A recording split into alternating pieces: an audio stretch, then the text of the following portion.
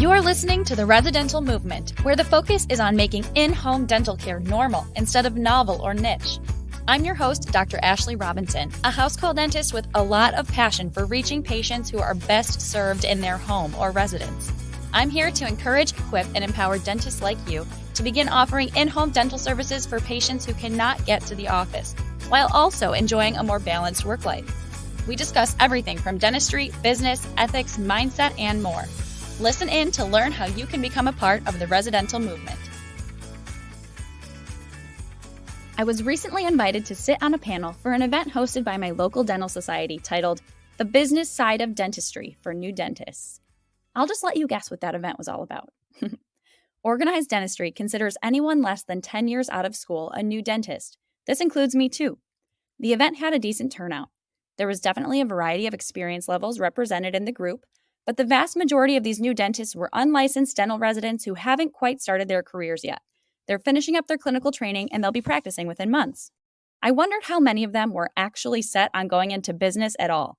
I know that when I was a resident, I never thought I'd ever care about the business side of dentistry, let alone become a presenter at an event like this. I was intent on working in public health. It's funny how things work out. Anyway, these new dentists and residents were able to hear from a panel of insurance agents, lawyers, lenders, a doc who is selling his practice, a doc who acquired a practice, and then just in case they weren't overwhelmed enough, they got to hear from me about my dental home care practice, AccommoDental. I explained my model and hoped to encourage them to embrace in-home dental care too. You know that I think there could never be too many dentists on the ground. If you've listened to this podcast before, you know that my practice has a completely different business model from other startups or acquisitions that these new dentists have learned about before. Check out episode number 3 to learn about a blue ocean in dentistry. After the event, I received a lot of questions from residents, but also from dentists who own brick-and-mortar practices. I was excited by their interest. 2 questions really stuck with me, and I want to answer them for you too. The first question was why I don't do more concierge-like luxury care for patients who value privacy. This is a valid question. I know that there are house call practices in affluent communities that develop 5- or 6-figure treatment plans for patients and offer a lot of fancy services to patients who value privacy or convenience. That is a viable business model.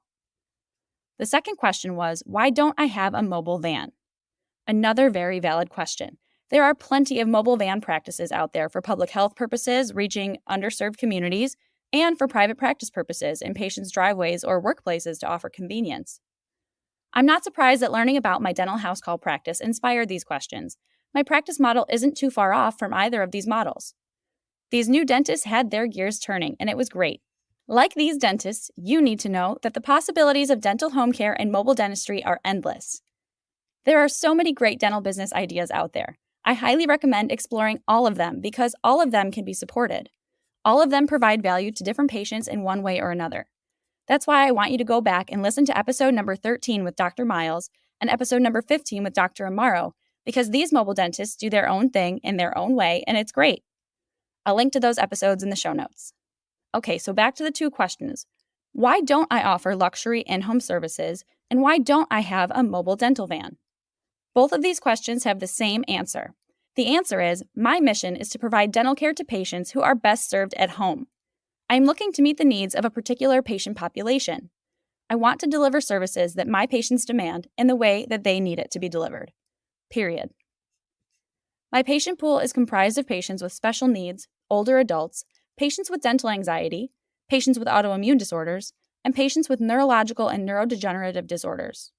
My patients don't typically demand veneers or luxurious dental care because they're concerned with health and comfort. And they certainly don't demand treatment in a mobile van because most cannot physically get into a van. I should also mention that I really believe patients who are able to get to a traditional dental office, so most patients should go there. It's the most efficient way to offer dental services. Plus, mobile equipment is limited. I don't have a pan machine to bring into people's homes, for example, so I can't find OKCs or condylar fractures or things like that. My services are limited and therefore an alternative to no care for patients who can't get to the dentist. They're not a substitute for going to the dentist for patients who can get there. So while mobile van models are more efficient than my home care model, and a concierge luxury practice is likely much more lucrative than my practice, I am clear on the patients I'm trying to serve. You need to be clear on who you are interested in serving before you start any kind of dental practice. Dentistry is a health service. Every single person on the planet needs it. No single dentist can treat every person on earth in the very best way. This is why we have many dentists and specialists and dentists who practice in different ways. Variety and freedom allows all patients to be served. So all you need to do is decide who you want to serve before you start any kind of practice. And then you'll know which business model to pursue. Full disclosure, you know I'm recording this podcast to encourage you and other dentists like you to offer at-home dental services to patients who cannot get to the dentist. That's my angle.